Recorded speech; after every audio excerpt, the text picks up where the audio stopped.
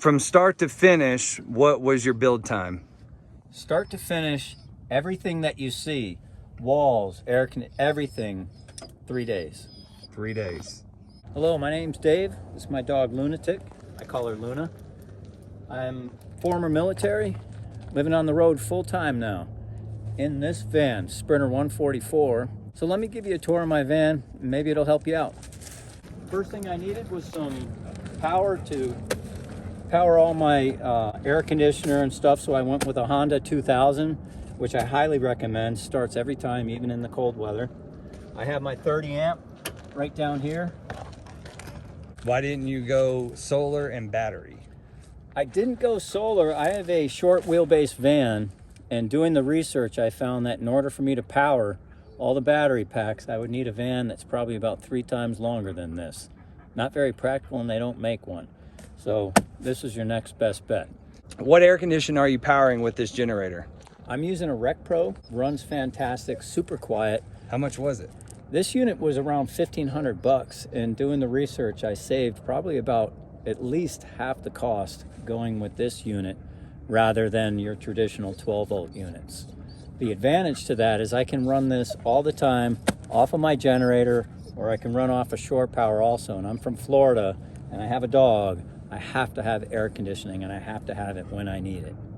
My van is currently a work in progress, so right now I have everything attached to my trailer hitch, but in the future I'm going to go with one of the systems that mount to the back of the van, where I can raise my generator, my fuel, other pieces of equipment, spare tire, everything can be mounted on the back of the van.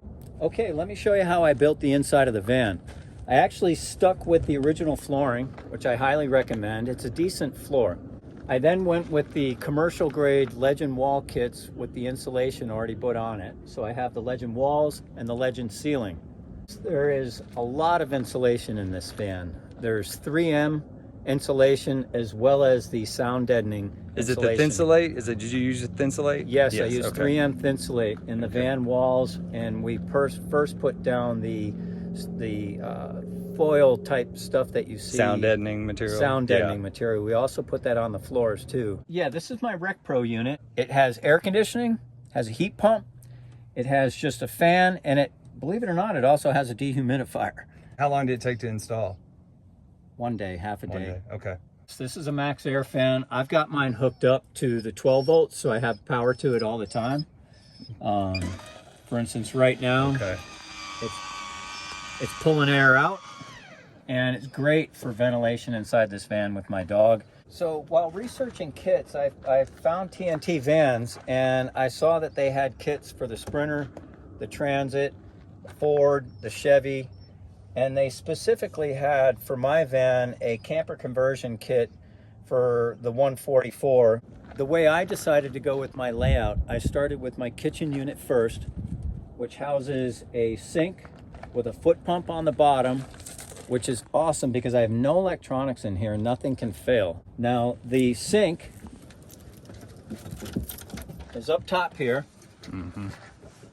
I have an on and off valve right here, a foot pump right here, and boom, water comes out as soon as you hit it. Now, underneath, I have 6 gallons of fresh, 6 gallons of gray, which I think works out perfect for me. Over next to this, I have my countertop. This is where I'll open the door, I'll get my little jet boil out, make me a little coffee or some soup. I store various pieces of kitchen utensils and plates and soap and stuff right underneath. I keep my food cold by this Iceco cooler, which is on the slide here. This comes out, and it's a double door, so I can either open it this way or this way. Absolutely, hands down, the greatest cooler ever. Never had an issue with it.